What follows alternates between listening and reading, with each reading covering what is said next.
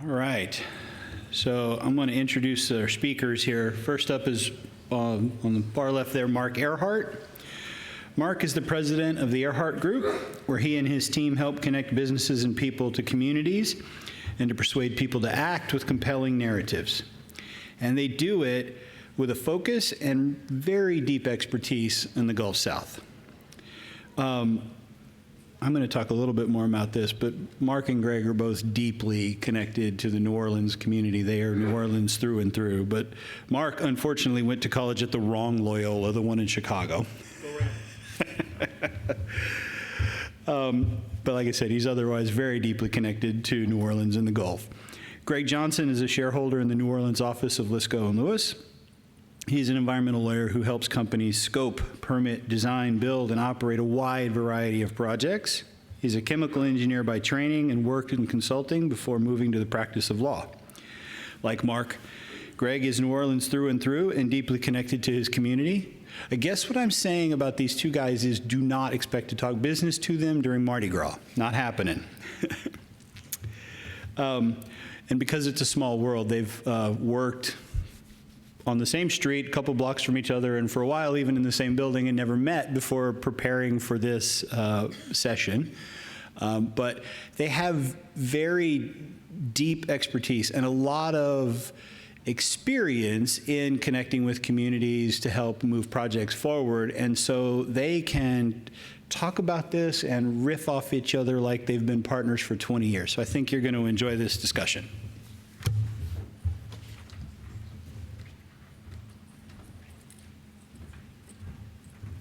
Thank you, Nathan. Here we go. The fun part of this comes later. What really I'm going to do right now is just kind of set up a framework for our later discussion. We're going to talk about community engagement within the context of renewable energy projects and permitting them. There's plenty of opportunity for that. In fact, you know, Sarah and to some extent Maeve earlier talked about all the kinds of disputes that you can get in. So some of these will be, you know, repetitive from this morning. We chose a CCUS project. Hopefully most everybody here knows what that is and how that works. But these concepts apply equally to other kinds of other flavors of renewable projects and so forth. But within the CCUS context, you need plenty of different kinds of permits. You heard about Class 6 UIC permits this morning in Louisiana and in Texas. That's run by the state and some other areas by the EPA. Air permitting, various state and federal agencies. You could have some water issues with wetlands, pipeline. What's been really interesting to me personally lately has been more on the land use and zoning areas. In our case, and I've been to tell you how involved I've been in this kind of work. I did my law review comment on permitting controversial projects in Louisiana. So over that time, our environmental agency has become better at creating defensible records. But what happens is we have 64 parishes in Louisiana, and they aren't as good at making land use and zoning decisions in high stakes situations. So who are the stakeholders here? In a CCUS project, the customers or the emitters are a very significant stakeholder. You've got governments and regulatory agencies who are making decisions on your permits. The local communities, of course, where the projects will be located, as well as environmental NGOs or community organizations that have an interest in your project as well. Sometimes these projects can create sort of strange bedfellows. When you're not talking about a renewable type of project, generally the lines have been drawn, and you know where to expect certain types of opposition.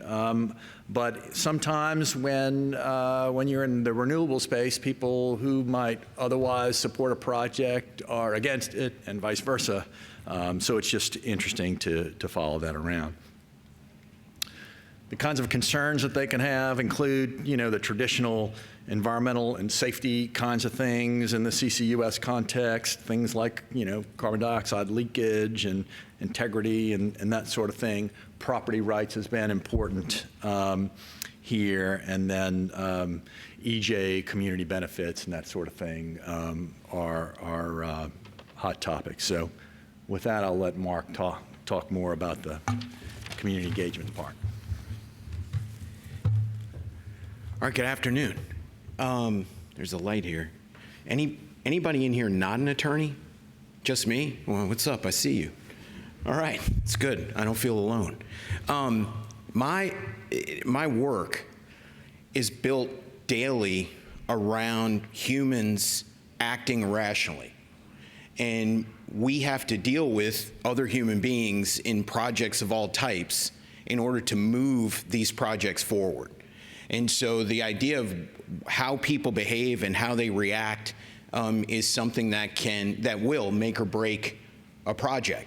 And even going to the last panel, one of the examples that was talked about related to data centers and things is around, how would we set a data center up, or how would we power it, and those kinds of things. There's an aspect of what we do when it comes to community engagement that needs to think about the fact that a lot of the data center development is happening in rural areas in the southern parts of the United States. And the people that are living in these areas have no use for a data center, have no use for what a data center creates, and have no idea how it helps them.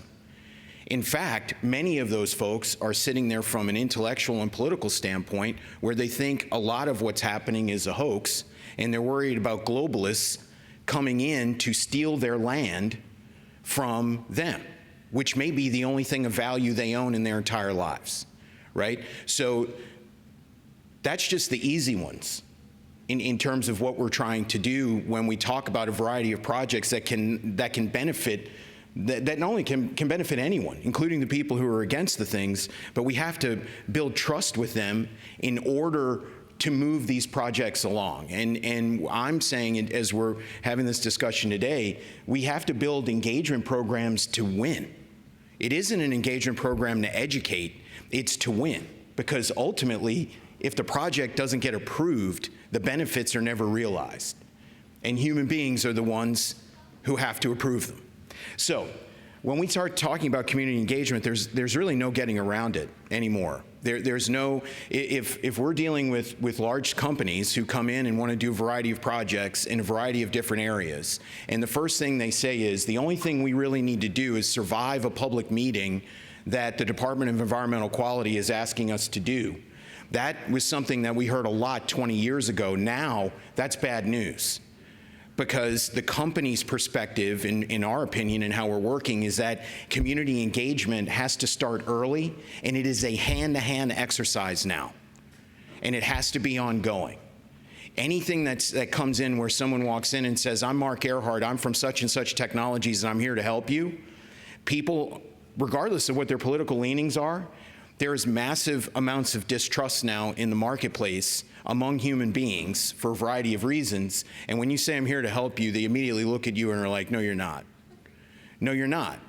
Because they don't know you. I don't know you. I don't know why you're here. And all I'm being told is that something is a bad idea. And so we have to be there early and find people that other people trust. Trust comes first. The data comes second. And I'm pushing the wrong button. There it is, the wrong button.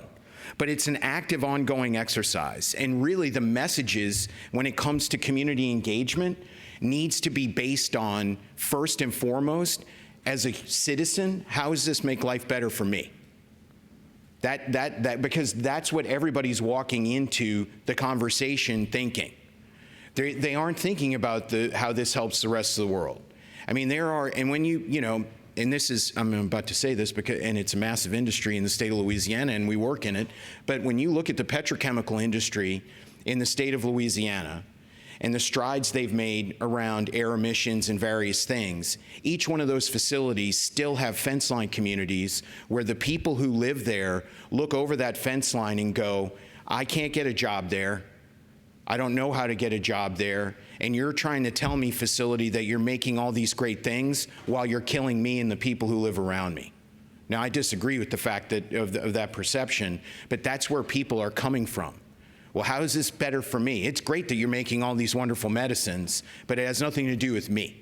So we have to start thinking around how does this project make life better for me?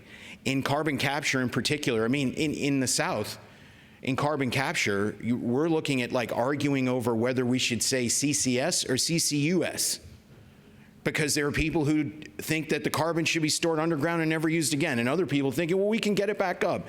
The people who are the geniuses in figuring out how to responsibly extract the resources in the first place, right, are the idiots when they talk about how the technology in carbon capture can work going the other way. And it's because humans are behaving irrationally. But what we're seeing in some cases that it's working is areas that have greater industrial development. Carbon capture seems to be doing a little bit better because people look and go, okay, we understand naturally that there's industrial development here, you can talk to us. And companies are taking and doing like site visits, taking groups of leaders from Louisiana and taking them to Texas to see a carbon capture site that's actually working. Companies are making those types of investments to prove what they're saying. And that's only going to keep going. But it is I'm going to say this, and I think I'm going to sound negative. It's a 12-round fight. I mean, the fight part is the part that sort of sounds negative, but it is an active, ongoing engagement that needs to happen with the public. And the people we all know. I mean, this is like the fourth panel, and we've been talking about all these people throughout, you know. But first and foremost, they're the people that are our own supporters and advocates. But those supporters only go so far, because what's happening, especially in Louisiana, is that in Louisiana you have people who have been very forceful supporters of oil and natural gas development for decades. They've worked in the field. They've worked offshore, they have family members, their community, they work for service companies and things, but when you go talk to them about carbon capture, they go, we don't even know who you are anymore. We just finished with some survey research not even a month ago with this exact thing. It's essentially people in Louisiana and in the southern part of the United States, for the most part, people look at oil and natural gas production and they know what they're getting. They understand what that is. Right? And then when you go in and go, well, hey, those same companies want to say, hey, we want to talk to you about carbon capture. Like, whoa, what are you doing? Why are you doing this? It's like my wife and I spent like a long time watching Downton Abbey and all these other British dramas and things like that. And then I show up and go, Bridgerton is straight trash. And then my wife looks at me and goes, I don't even know you anymore. What are you doing? Right? But that's really what's happening in some of these cases. Local stakeholders, residents, and businesses. There are situations where elected officials have no resolve, very, very little. And the people who don't want responsible projects to progress know that. In certain situations, you have school board members who are looking and having to approve large-scale industrial tax exemptions, large-scale projects because they're the county or the parish taxing body. School board members signed up to talk about how we can improve classroom education and teacher pay. And now they're having to look at complex arguments and data around this thing that they're just starting to get their mind around. And the other side, people who don't want these types of developments because, let's say, it perpetuates petrochemical use, they know that. And so what they're doing is scaring the hell out of the school board members, for example. And if you're a local elected official in a rural area and 5 people call you about something, right, you think your world's coming to an end. And so that's the environment we're working in. And we're really, oh, wait, I went the wrong way. This is the part I want to talk about too. The key strategy in engagement is knowing this. The people who are the potential losers will be more active and determined than the potential winners. If I've got something to lose, or I think I've got something to lose, I'm coming hard, fast, and I'm not letting up. You have to overcome me. If I think I'm winning, yeah, okay, I'm good. Why? Look, I like both the candidates in the election. I'm okay.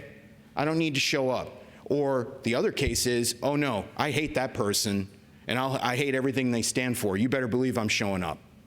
And so that's something that really is, this is the one quote, and I'm a big fan of Daniel Kahneman, but that's the one quote that really has, for me, crystallized where the public engagement and public discourse is going and has gone over the last 3-4 years.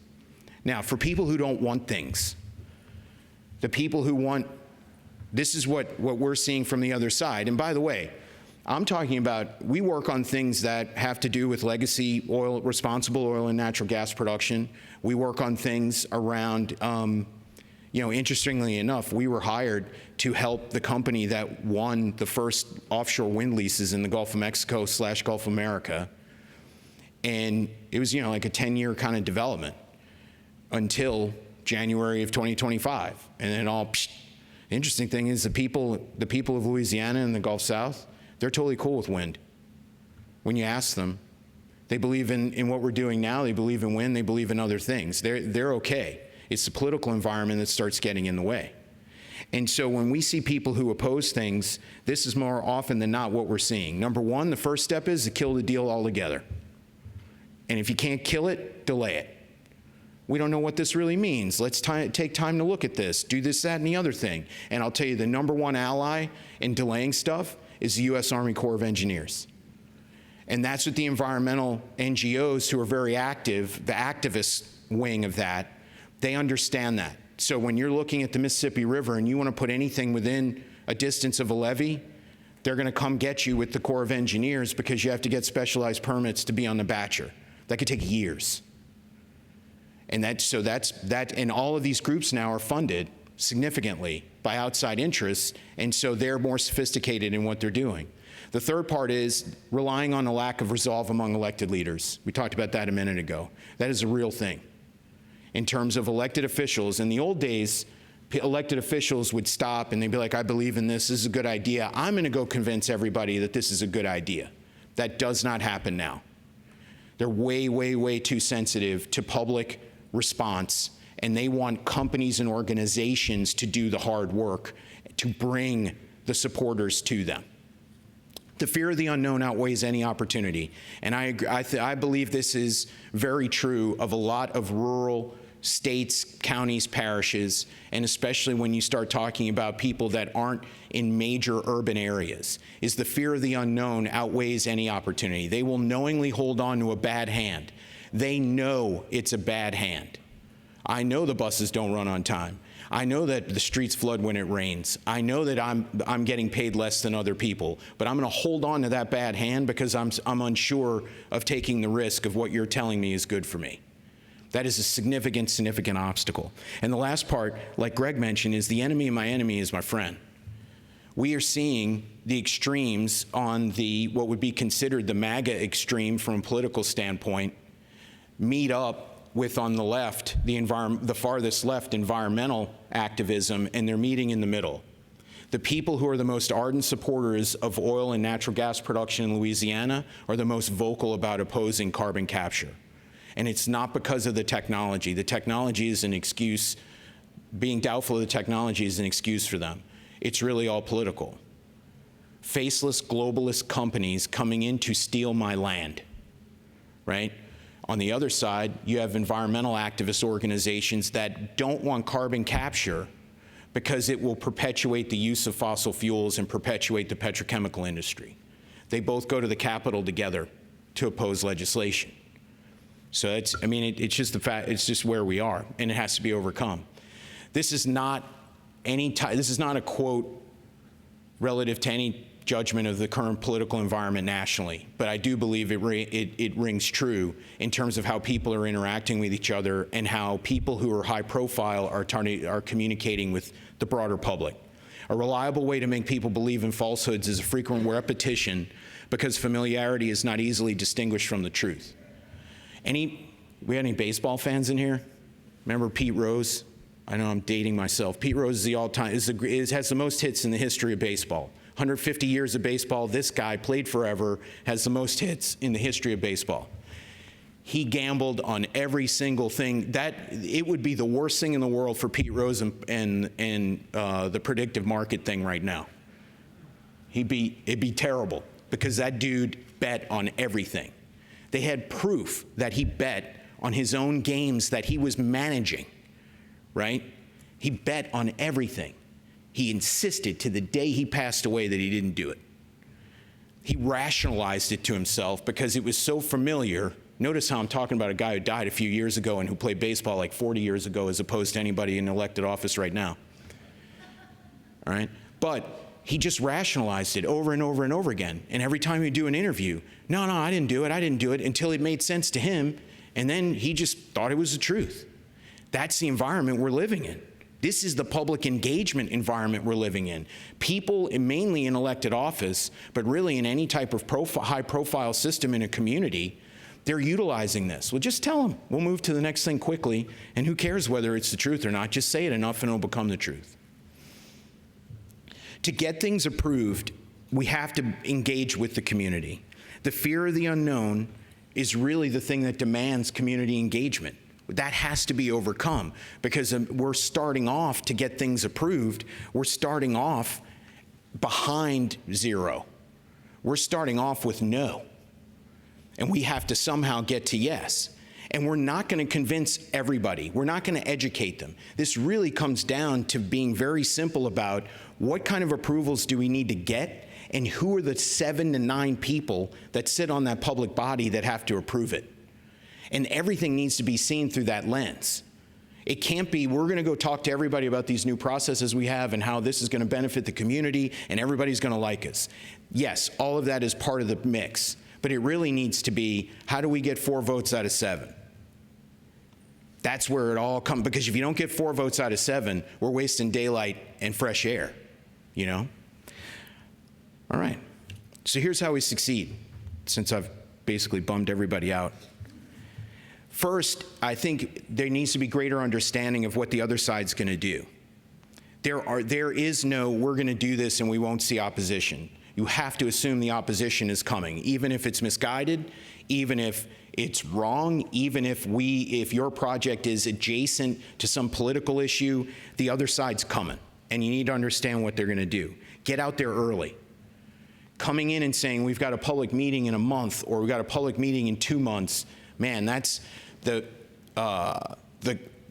price is sort of inverse to time or something. Like, you got less time, you're spending more money, right? It's the same thing in terms of building trust and goodwill. You got to try and get out there early. Trust first, data second. And I know, again, as we've proven, this is a room majority full of attorneys, but we also work with scientists. Some of us are scientists and attorneys. What's up, Greg? But we deal in data all the time. But really, it's trust first. The data comes second. If you don't trust me, then it doesn't really matter. If I'm saying, well, the sky is blue, I don't trust you. I'm going to go look for myself. Or I'm going to go talk to my crazy uncle who's on Facebook who thinks the sky is green, and I'm going to believe him. The other part, we need to, as we think about the crowd, okay, we need to look at it in thirds. Third of the people are going to be with us. Got to reinforce our message with them. Lock them in. Remind them about why they need to be in favor of this and this is a good idea. There's really a third you're never going to get. Just aren't going to get them. And we have to make an effort. You got to meet with them. We were talking about this last night at dinner where it's like, well, I'm like, man, just blow right by those people. You know where they're going to be. And Nathan's like, well, you do have to talk to them, and he's right. But you don't have to waste weeks and months trying to convince people that are never going to be with you. There are organizations that are out there that are incentivized to be against everything, because if they say they're for something, they lose their agency. They're done. They have to be against something. Blow right by them. Think about the third in the middle. You got to move them to the upper third. Got to move them from the uncertainty. That's where the messaging expertise comes in and the outreach comes in. Move those folks to the people that you're reinforcing. And then the last part is prove it. We have to have transparent data sharing. People want us to prove that we're right. Now, we've done a lot of research over the last 6 years about whether people in the South are weirder, essentially, than everybody else. All right? We're weird in all the fun ways, like, dancing and eating good food. But we do have a lot in common.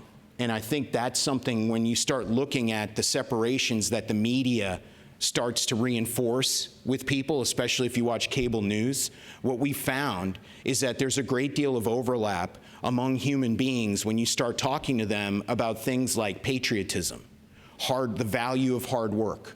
We're talking about 80 to 90% of all Americans agree in those concepts, which I think should inform how we communicate. The other part is that, especially in a place like Louisiana, and I think in Texas, but Louisiana for sure, when you start talking about things like energy independence, energy security, people are all over it. And I'm talking like 90, 92% approval. And so knowing what those types of messages are that will get people's attention around what we have more in common than separate is helpful. Last thing, I'm going to sit down. If I'm in an organization, if an organization comes to me today, or a company, and they say, what's the #1 strategy in how to be successful? And it is this: tell everybody what you're gonna do, then you tell them when you're doing it, and then you tell them that you did exactly what you said you were gonna do. It's repetitive, it's redundant, but you have to do it because no one else will do it for you. And you have to say to people, remember when we said we were gonna do this? We did exactly what we said we were gonna do. Oh yeah, that's right. Because they're really not taking that much time to think about it. We have to tell them. It used to be, oh man, other people will talk about the good work we do. Yeah, that's true still, but it doesn't happen in great volume. Organizations themselves have to be the ones doing the talking.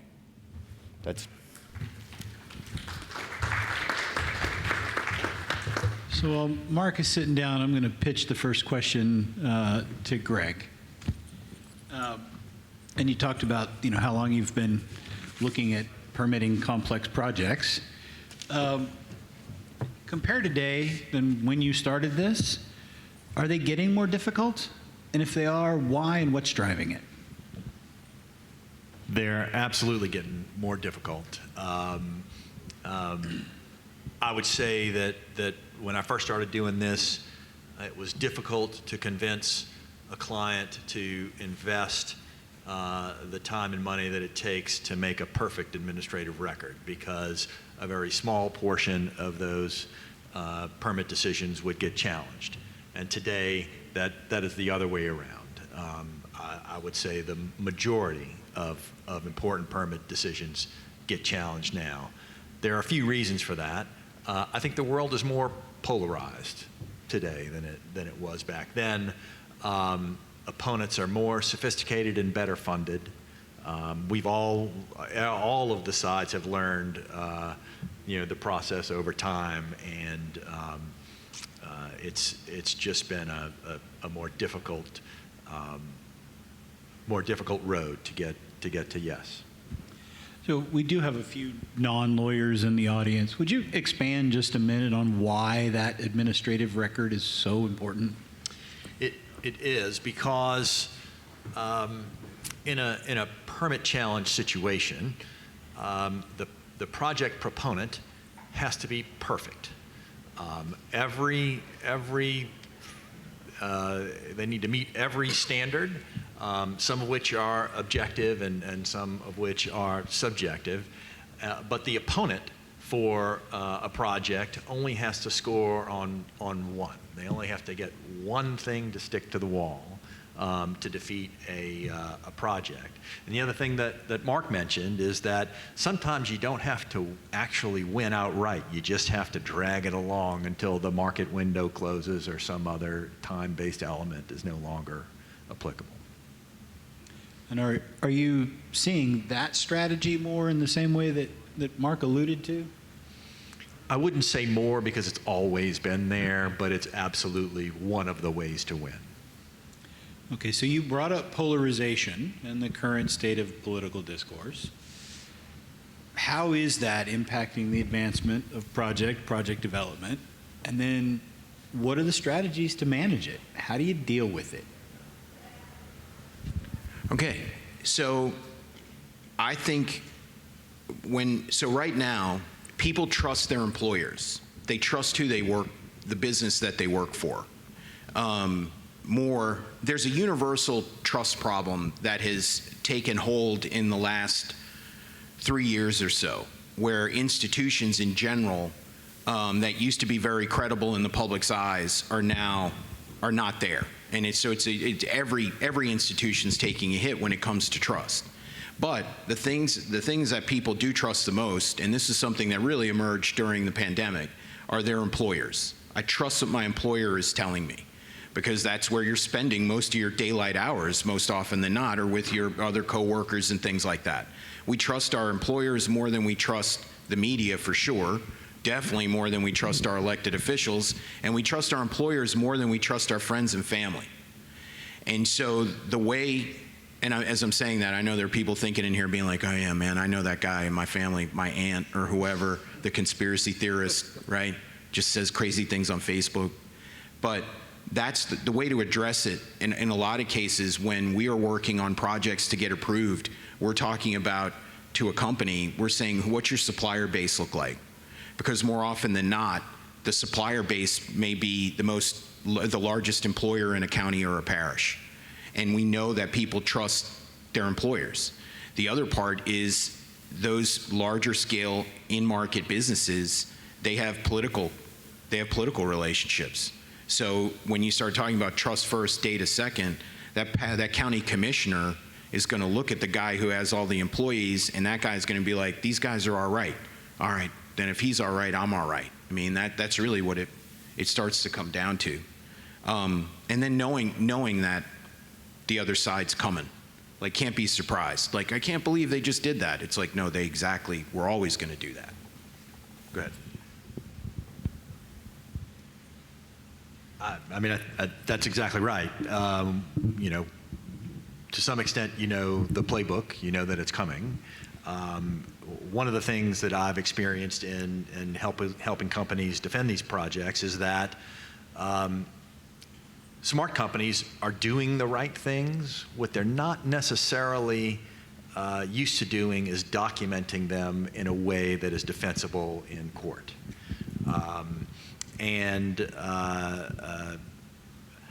When I first started, companies were less aware of the need to get out into the community and drink iced tea on porches and be in the community on a consistent basis. I think they're coming along to that now, but you know, those are things that I've seen that help quite a bit. It's just being able to document the things that they're already doing that are smart things to do to develop a project, and then just really getting the ground game and the shoe leather into the community. So I'm going to throw you a little curve with one that just came to my mind. But look, if you study administrative law in law school, right, you get this notion that there ought to be portions of the process that are essentially above politics, right? It's the application of the written regulation. But I've practiced in Texas and Louisiana enough to know that's not entirely true. How do you deal with that added complication in making an administrative record and in guiding the permitting process and advising your clients? You're right about that, Nathan, that there are things that should be objective. You meet, you know, the 3 requirements and thou shalt get the permit or whatever the decision might be. And in my experience, that is mostly the case. Now there are some decisions that are just inherently political. So on the non-political side, it should be, you know, at our environmental agency in Louisiana at LDEQ, if you meet the requirements of the regulations, they will give you a permit, and hopefully you can defend that decision in court. But when you go to the local parish to get a land use permit or a zoning decision, that is inherently a political decision, and they are, you know, more like a legislative body than a bureaucracy or a court calling balls and strikes. They can just vote no if they don't like it. And one thing that you and I learned when we were stealing horses together about 16 years ago is that things that you haven't been political, when the stakes are high enough, when the situation is dire enough, all of a sudden become political, right? Things that you and I thought were absolutely not hazardous waste were all of a sudden now hazardous waste. And you know, there are many examples like that. So I want to pick up on the land use thread. And in preparing for this, I swear one of you, maybe it was Mark, referred to land use as the soft underbelly of projects. So maybe Greg, start, but I'm curious about how do you manage it? And I'm asking this from a particular perspective because for a while I was on the Planning Commission in Lockhart, Texas, and I am quite well aware, and you can vote against things because you don't like it, and I know because I've seen me do it. Well, that soft underbelly quote is one that I use. Okay, sorry. So it's probably Misattribution. right. No.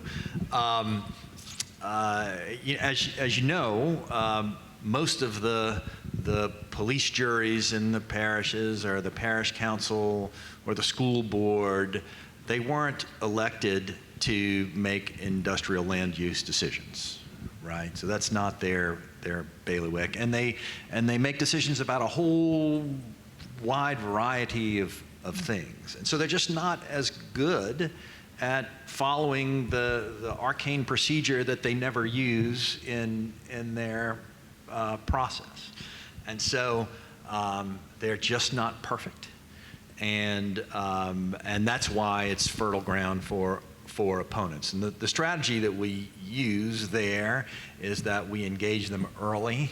We let them know we think that subsection F requires you to do 1, 2, 3, and 4, and you need to make these findings on the record and help them. And some of these agencies or parishes have great counsel that you can work with, and some not as much. I agree completely with everything Greg has shared.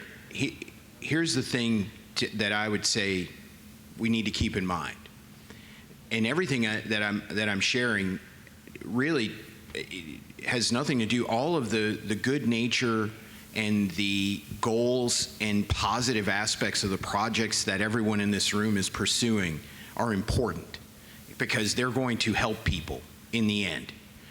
Except we're dealing in very hyper-local situations. And when you go into it, like in Louisiana, I may be saying something that happens around the country, but when there's moves for solar projects to come into the state of Louisiana, farmers who are leasing land from landowners to farm sugarcane or whatever it was, rice, whatever it is, got upset because the solar companies came in and wanted to do a deal with a lease term that would have paid the landowner 3 times than what the farmer was.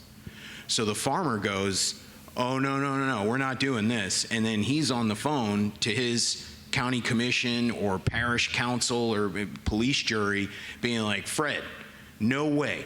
And then it turns into, I never liked that SOB in the first place because my dad hated him and his dad hated my dad. I mean, it is like that. And so when we're in situations like that, we're dealing with individual beefs in some cases that take place. And so when we're dealing with international companies, I mean, there's a look on their face where they're looking, being like, what the hell is going on here?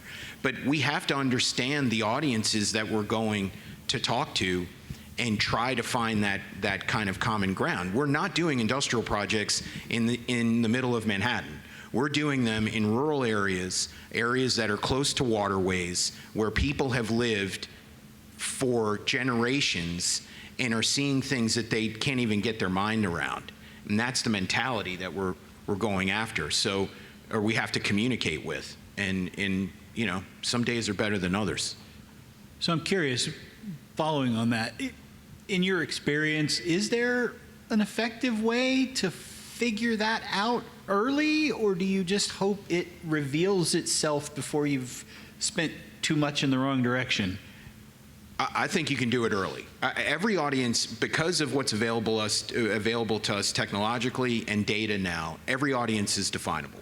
Whether that audience is 100 people or whether it's 100 million people, we can define the audience. And that's part of getting in there early, is to say, okay, map this out for us. We're looking for this area versus this area. What's the situation here? And the data's out there, and the knowledge is out there. It's a matter of mapping it out. And the part I'm hesitant about is I would never want lack of knowledge or a political situation or in a parish or a county to preclude that county from potentially having a life-changing, positive type economic development. It's important for a company or an institution to get out there early, understand the ground, then you can figure out how to navigate it. Getting down there and working for 6 months and then being like, oh my God, I can't believe that the guy who's been advocating for us is hated by 90% of the population in this parish, that's too late. What I was That's a gonna real add- story there. What I was going to add to that is that the adage that all politics are local. You need to be in the local area, and the person you need on the ground is different in Lake Charles than it is in Lafayette, or different from maybe one neighborhood in Austin to another neighborhood in Austin, or certainly Odessa and Midland and Lubbock and different areas all have different localities, different pressure buttons, and you need somebody on the ground and familiar with those areas. So, in the discussion and the prep for this, there was a comment made that your project and your strategy need to be durable. Let me start with you, Greg. In the legal, regulatory, what does that mean to you? Well, as I've been discussing, that is being able to document the necessary information to survive a judicial challenge. In Louisiana, we have a NEPA-like process that comes from our public trust concept in our Constitution. It's NEPA-like in that we have to consider alternative sites, alternative projects, alternative technologies. It's not like NEPA in that it is substantive, right? So the environmental lawyers here will know that NEPA is largely a procedural statute that you can, as long as you examine all these alternatives, you can choose the worst one. In Louisiana, you have to choose the best, and you have to be able to prove that you chose the best. And so documenting that and being able to present that in a judicial context and defend that project is what the durability part on the legal side is about. I think durability from the public outreach advocacy side is built around that quote of the losers will fight harder than the winners. And by approaching the public outreach from that perspective and saying, okay, what evens, if we know that the losers are going to fight harder than the winners, what takes the winners into a more level type playing field? What type of environment that's in? We're working on it. It's a non-industrial project. It's a non-environmental project, but the city of New Orleans needs, and I don't know when's the last time y'all have been in New Orleans, but we have not built a high-rise hotel in the city of New Orleans in 40 years. And so the hotels are great. Please come visit. But we haven't. Great American cities build things. In New Orleans, we try not to build anything.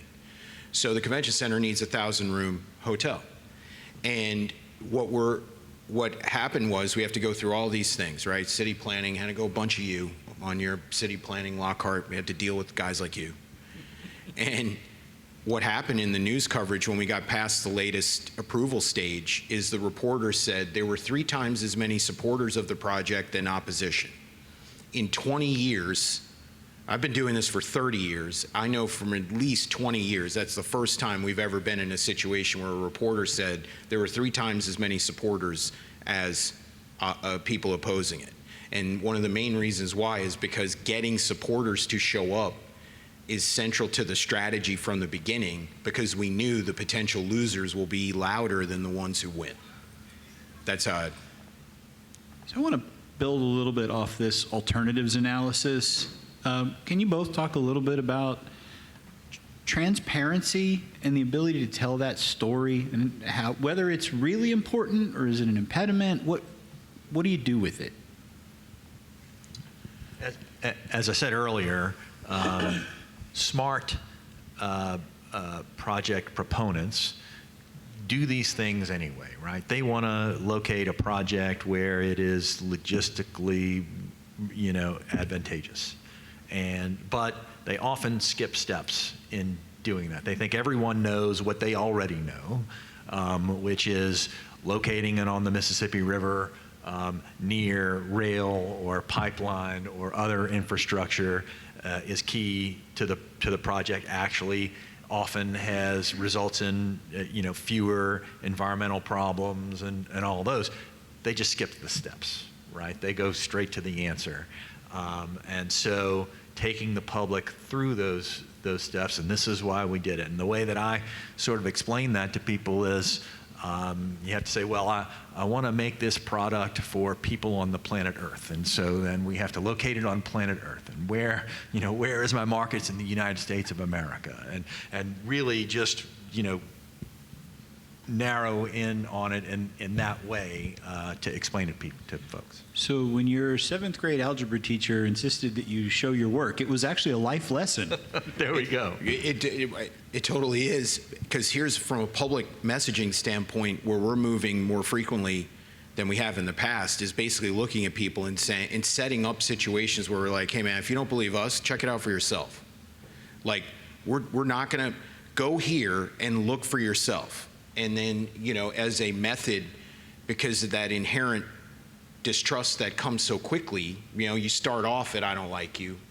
And so to try and overcome that, it's like, create things where it's like, look, I'm just giving you what other people are saying.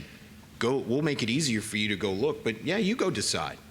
And I think that can stem some of the initial kind of, well, why are you even doing this? Because Greg's completely right. We're talking to people about things that they never thought that they could even comprehend, in terms of technology and things like that. Like, we've been engaged in conversations on different things. Like, one company is like, we're just going to take carbon dioxide directly out of the air, and we figured out a way to capture that and do whatever. And I actually was on the phone, we were on a call with them, and I'm like, wait, what?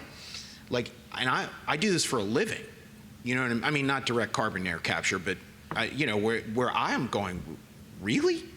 And so, somebody who doesn't pay attention to any of this stuff isn't thinking about any of it.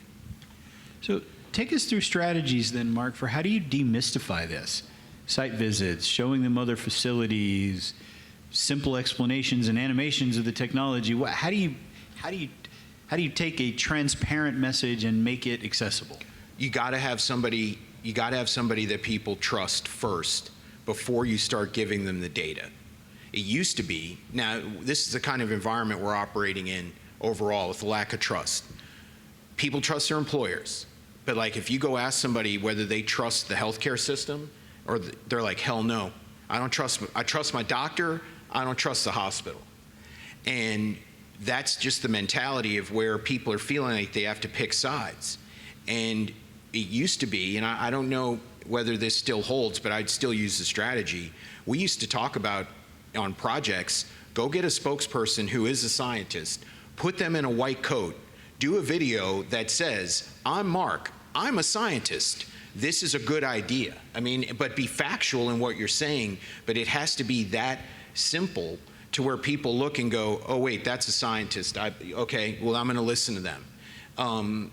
But it really has to be trust first, and then from an information standpoint, people need to see and feel it's a little obtuse, but they need to see it, and they need to have the information reinforced, where it's like, no, these folks are saying the right things. They want to do this the right way, and then people go, okay, well, I believe him. Do any of those strategies flow into the regulatory process?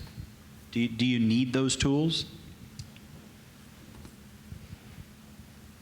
Well, there are several opportunities for stakeholder input in the regulatory process. Some of them are just procedural, right? Thou shalt have a public meeting, and it doesn't really matter what is said at the public meeting, but you just have to have one and have a sign-in sheet or whatever it is. But you know, when there's public support for a project, and that is expressed to the agency or otherwise, it certainly can speed things along, and the other way around for you know, opposition to a project. So most of our environmental only decisions aren't too political usually, but you know, getting the word out, getting the public to at least understand what you're doing is you know, only helps you. And at its absolute simplest, we are human beings talking to other human beings, and that includes even people who approve permits being human beings, and they have feelings, and they have relatives, and they have opinions. And so when we even break it down all the way to that, I would absolutely say that having people speak up is essential to the process in your favor, because at some point you have to sit in front of another human being, and that human being has to make a decision on whether that project's a go or it's not. And because we're influenced by all kinds of things, even as people with the most well-meaning intentions, we will be influenced. It's just, we deal in the business of humans acting irrationally. We've been talking a bit throughout the conference and otherwise about, you know, changing administrations, and one thing that I've experienced is that you might have one particular federal administration that changes every so often, but the career regulator stays the same, right? And sometimes they agree with the administration that's in power, and sometimes they don't, and that can sometimes affect the way that they deal with your matter. All right. So one of the themes I'm picking up here is you've got to engage early and build trust. But what do you need to know before you start? I mean, is there a threshold of site design, site selection? How far along do you need to be before you really go out and start to engage a community? That's an excellent question, Nathan. I think we've been involved in, I'm thinking about this, I didn't expect that question. We've been involved in every aspect of that, to where we've been brought on by companies where we've been asked to do, we are not site selectors, we do not do environmental testing and, you know, boring of the ground or anything, but we've been asked to do a version of site review where they want to know political makeup of the, you know, the elected bodies. They want to know the breakdown and demographics of a parish or a county. They want to know if there have been any type of manufacturing or industrial or environmental related issues in that parish, and when, how is it covered? And that's before, and that's a company saying we're looking at 4 different places, all the way to talking to companies and going, man, it would have been great if you called us 6 months ago. And so it really falls along the whole spectrum. I think the way to get ahead of it all, the best example is a company we're working with now, which is a natural gas company out of Texas, and they want to do a carbon capture project in St. Charles Parish in Louisiana. Some of this is because of the timeline for permitting review has been extended and delayed by the governor, but they've been working for 2 years. And I'm not saying everybody's got to work for 2 years before they go to post, but they've been meeting deliberately. Hey, we want to talk to you about this. What kinds of questions do you have? Those kinds of things, to where now the elected officials on the parish council are like, look, we're with you guys. We get it. They took them to go see what this carbon capture well looks like, and it's about as big as that table. And the public officials were like, that's it? It's like, yeah, you won't even be able to see it from the road. Oh, in that case, it's those kinds of things. And so, but we haven't even really gotten into the challenging part, because they're in the queue for the permitting process. The governor's got to open the permitting process. But they're a great example of how to prime the well before you get there. I would say that I agree with what Mark said here, but just to amplify some of those things, it's helpful to gather data when you're evaluating things on projects. And then when you actually select a place and you want to engage with the public, you have to have something to say. Yeah. Right? So you need to have enough of your details figured out, and then, taken from the 17 decimal place level of detail you're going to get from the engineers to sort of pull that back and develop it into an understandable and digestible package. So you've got to be early, and you've got to be far enough along to be able to actually engage and have something to say. And you have to be able to tell people, if you can, how it's going to make their life better. All right, so here in just a second, I'm going to slip behind you guys and go see if we have questions from the audience. But I want to give you both an opportunity for just a 1 or 2 minute sort of, if you want to leave us with a closing thought, maybe something you didn't cover, or some closing notion. I'll remind everybody of the thing I ended on. The best strategy at its heart is tell everybody what you're going to do, tell them when you're doing it, and then tell them that you did exactly what you said you would do. And do it over and over and over again. And a different version of that is to engage early and often, to understand that projects these days are going to have opposition, and to prepare for that and document it accordingly. All right, we've got a question. Is this on? Can you comment about what role the proliferation of social media has on some of these things you've been talking about? Does it help because you can spread a message faster to more people, or does it hurt because the opposition can do the same, or does it not matter? Yes and yes and yes. Okay. The rise of social media has been an incredible technology in terms of audience definition and how you can communicate directly to them. We've built, over a 10-year period, we run an organization that advocates for oil and natural gas exploration and production in the state of Louisiana. We started with 0 supporters. We're over 110,000 today. And what we've become is a place where the people of the industry can get information about the industry, and they're not alone, right? A lot of engineers that I've met over the years, they sort of keep their heads down, and they're like, I just want to do my job. My job is to get from point A to point B in the quickest, safest, straightest manner. And so people wouldn't talk about working for companies like Chevron or Exxon or any other types of companies. And through social media and creating a community like that, we've been able to change the discourse within the state of Louisiana to where 92% of Louisianians understand and agree that the oil and natural gas business is economically important to the state, right? And so that's where it's been a great tool. But I'm saying this with great confidence because I oversee it, we're being accurate. Every fact we put out there has a site attached to it. We know where our information is coming from. On the other side, all the craziness and the misperception, the familiarity, right? Just say it, whether it's not true or not, just say it till it becomes familiar, and then it becomes true. It is rampant. It's rampant on social media, and you really see it when an incident happens or there's a crisis situation. People just spout off about anything, and if I have an opinion about something, the social media platforms are algorithmically going to push me in the direction I already have an opinion about. They're not going to give me a situation where I can test my opinion.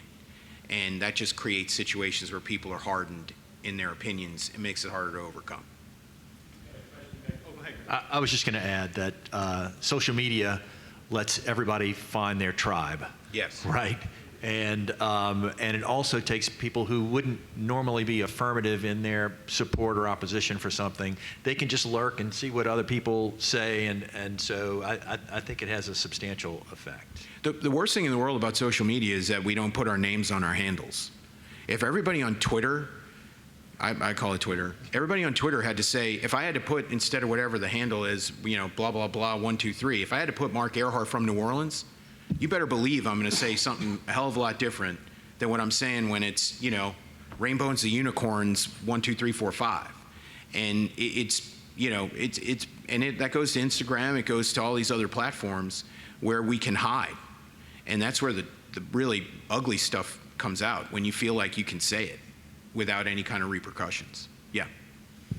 Yeah, so you guys were very clear that you got to change message a little bit depending on what audience you're speaking to.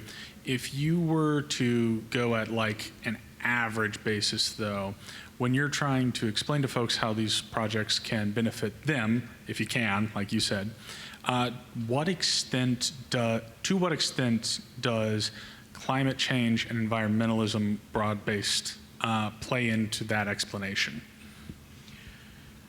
Depends on where you are geographically, in my opinion. And this is advice we've been giving companies that do all types of work in manufacturing, industrial, environmental type projects, is if you walk into the southern United States and talk about a project that can help with energy independence, that makes us energy secure, it helps people keep their bills down or whatever it is, that will advance the cause more quickly and strongly than if you walk in and say it'll be good for the environment.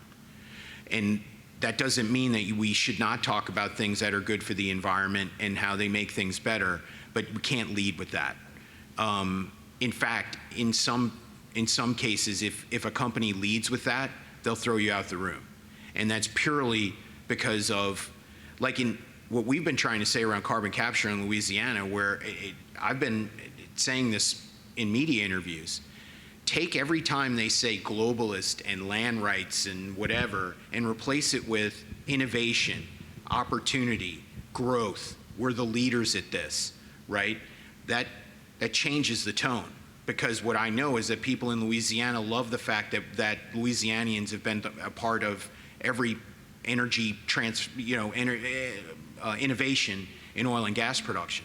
But if you talk about the environment, people, man, that's a hoax. It's a Green New Deal thing, But if I walked into California or pick a state that's not in the South and said the same things I'm saying in Louisiana, they'd run me out of the room. They'd be like, why aren't you talking about the environment? So it depends on where you are. And I'd say the same exact thing that Mark said, which is, for someone to whom climate change or the environment is really important, they live on, in the swamps or an island where in 5 years it's going to be underwater or whatever, that stuff is really important to them. But the generalized benefits or what have you don't hit home the same way. Some of the most passionate what would be considered citizens that are environmentalists, some of the most passionate ones are the ones working offshore on rigs and working in chemical plants, because they go hunting responsibly. They eat what they get, but some of the best fishing in the world is off of an offshore rig, and so you can have rational conversations. That's the part that we've tried to advance. Is there is still a rational middle out there, and instead of focusing on trying to convince extremist type organizations, look at organizations like Ducks Unlimited or CCA, who have broad membership of people who believe that helping in improving the environment and working on climate change is just as important as continuing to provide energy to the world. We got one more over here, and it'll be the last one. No pressure. Okay, thank you. This was really interesting. I know y'all both work in Louisiana, but I have a question about the one of the New Jersey offshore wind projects that I mentioned in my presentation earlier. So the Ocean Wind project is off the coast of New Jersey, big offshore wind project. It seemed like they did all the right things. They had a website, they had community engagement, they were able to get the permits. They filed amicus briefs saying, please don't enjoin our project. Our project is going to give so much clean energy to the citizens of New Jersey. We've got 1,000 construction jobs. I mean, they hit all of the right points. They got the carve out from the injunction, and then they shut the project down for macroeconomic reasons. So have you, and in fact, the CEO of the company was the one who filed a declaration supporting the amicus brief and the injunction saying, please don't shut our project down. And then they shut it down for macroeconomic reasons. So the company itself did a complete about face. And I'm wondering if you've ever been in a situation like that and what kind of advice you would give to a company who has to completely do some, just completely change their position. But before I let Greg answer this question first, because I want to think about my answer, I have one clarifying question. Was the agency that stopped the project, was it federal or state, or both? I don't remember. I think it wasn't an agency who stopped the project. It was the company itself. They said, basically, things are too expensive now. And so because we're not going to make enough money off of the project that's going to save the state of New Jersey and take all these cars off the roads, we're just out. I've been in that situation where it was a very difficult kind of project, and our project was going to sort of improve a very bad situation, but we had a bunch of project opponents nonetheless, and we got the permits. It went all the way to the Louisiana Supreme Court. The Louisiana Supreme Court said it was the best alternative sites analysis it had ever taken a look at, and survived that. But then the market window closed, and it wasn't able to make money, and so that happens. And I think the message there is that those kinds of delays can absolutely kill good projects, and it doesn't look great for the project proponent. And that's where you need smart people like Mark to try to deal with the reputational issues there. But that absolutely happens. What makes this difficult is that as I'm hearing this right, it's the company that made the decision because the marketplace changed. It was just more expensive to build, right? Because all this stuff took too long to do, correct? Well, yeah, and I think also with the shift in administration, some of the incentives disappeared. Right. That's a different, at that point, from a public engagement standpoint, there's really nowhere to go in some ways other than to be able to just be frank with the public and say it was this way and we could make it work, and now it's this way and we can't. Now, I would offer that there are elected officials who wanted it to be that way. Otherwise, why would they have not, they would have kept the incentives, right? And so the project ultimately then becomes a victim of broader forces. I think the best way to insulate, some of that is inevitable because of the way economics works. But the best way to insulate yourself from something like that is to create a sense of urgency without crisis, right? We have to do this right now. Everybody will go, no, wait. But like in the example, it's different than an offshore wind, but in the example of the hotel in New Orleans, the National Football League told New Orleans, you will not get another Super Bowl unless you build this hotel, right? That creates a sense of urgency. We can't sit here in 2035 talk about whether we're going to build a hotel or not. Now, to insulate yourself from a reputational standpoint, to keep people with you, you need people walking in coveralls and saying, I'm from New Jersey, without swearing, because New Jersey folks swear, but I'm from New Jersey. This is making my life better. This has created opportunity for me that I didn't have otherwise. And the New Jersey-based companies that are participating in all of this, they show up too. They're the ones who have the strong relationships that can keep elected officials from losing their resolve. All right, we're going to have to put a pin in it there. Thank you, gentlemen.